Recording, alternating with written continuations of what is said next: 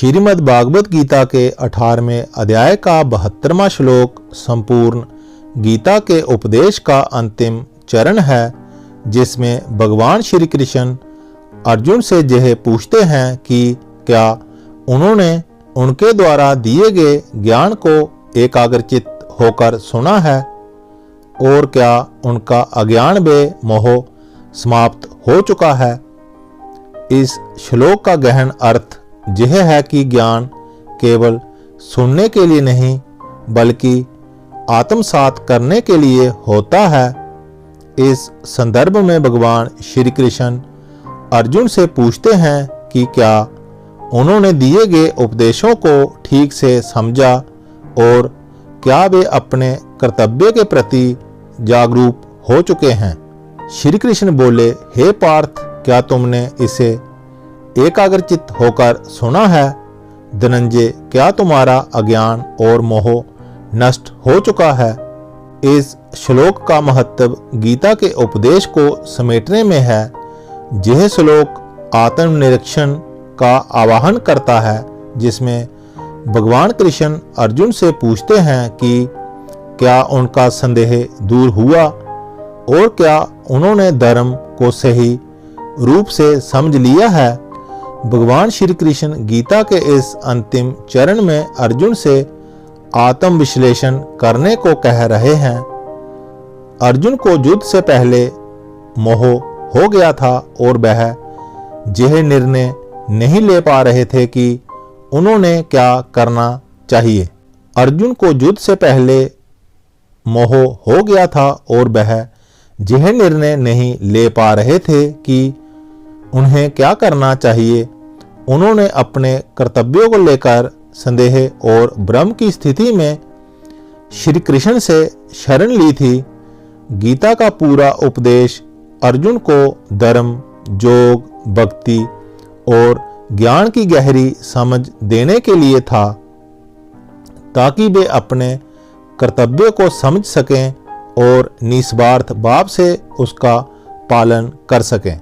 श्री कृष्ण अर्जुन से पूछते हैं कि क्या उन्होंने उनके द्वारा दिए गए उपदेशों को एकाग्र मन से सुना। यह केवल शारीरिक रूप से सुनने की बात नहीं है, बल्कि इसका गहरा अर्थ यह है कि अर्जुन ने क्या इसे पूरी तरह आत्मसात किया है। गीता का ज्ञान केवल पढ़ने या सुनने के लिए नहीं बल्कि उसे जीवन में उतारने के लिए है।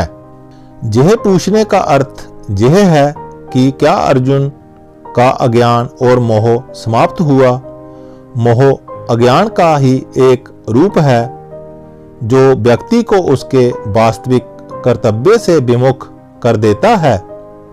श्री कृष्ण ने अर्जुन को संपूर्ण गीता के माध्यम से यही सिखाने का प्रयास किया कि सच्चा ज्ञान ही सभी मोहों को समाप्त कर सकता है और व्यक्ति को धर्म के पथ पर आगे बढ़ने में मदद कर सकता है। इस श्लोक का अर्थ यह है कि जब भी हम किसी बड़े निर्णय के सामने होते हैं तो हमें आत्मनिरीक्षण करना चाहिए कि क्या हम सही दिशा में जा रहे हैं या नहीं।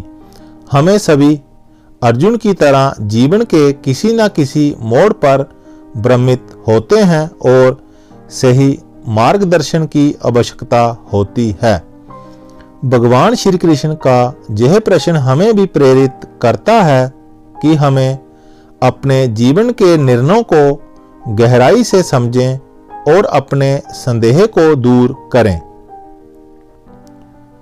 यदि हम इस श्लोक को अपने जीवन में लागू करें तो यह हमें यह समझाने में मदद करता है कि केवल पढ़ना या ज्ञान प्राप्त करना प्राप्त नहीं है, बल्कि उसे आत्मसात करना और अपने जीवन में उतारना आवश्यक है।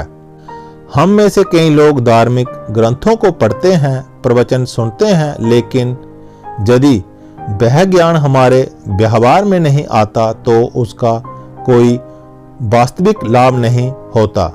मनोवैज्ञानिक दृष्टि से देखें तो यह श्लोक आत्म जागरूकता की ओर संकेत करता है। जब हम किसी ज्ञान को प्राप्त करते हैं तो हमें स्वयं से यह प्रश्न पूछना चाहिए कि क्या हमने उसे ठीक से समझा और क्या वह हमारे भीतर परिवर्तन ला सका। अर्जुन के लिए भी यह श्लोक आत्मचिंतन करने का अवसर है कि क्या वह अब निर्णय लेने की स्थिति में है और क्या उनका संदेह पूरी तरह समाप्त हो चुका है। आज के जीवन में भी यह प्रश्न हमें स्वयं से पूछना चाहिए। क्या हमने अपने जीवन के उद्देश्यों को सही से समझा है? क्या हमारे निर्णय सही दिशा में जा रहे हैं? क्या हमारा संदेह और भ्रम समाप्त हुआ है या नहीं? यदि हम इस श्लोक के गहरे अर्थ को समझें तो यह हमें अपने जीवन के हर महत्वपूर्ण निर्णय से पहले आत्म विश्लेषण करने की प्रेरणा देता है। श्रीमद् भागवत गीता का यह श्लोक हमें यह सिखाता है कि केवल ज्ञान प्राप्त करना पर्याप्त नहीं, बल्कि उसे सही ढंग से समझकर जीवन में लागू करना आवश्यक है। भगवान श्री कृष्ण का अर्जुन से यह प्रश्न हमें भी आत्मनिरीक्षण करने के लिए प्रेरित करता है कि हम अपने संदेह और मोह से मुक्त होकर सभी निर्णय लेने की स्थिति में हैं या नहीं। इस श्लोक का संदेश यही है कि सच्चा ज्ञान हमें मोह और अज्ञान से मुक्त कर सकता है और हमारे जीवन को सही दिशा में लेके जा सकता है। जय श्री कृष्णा, जय श्री कृष्णा।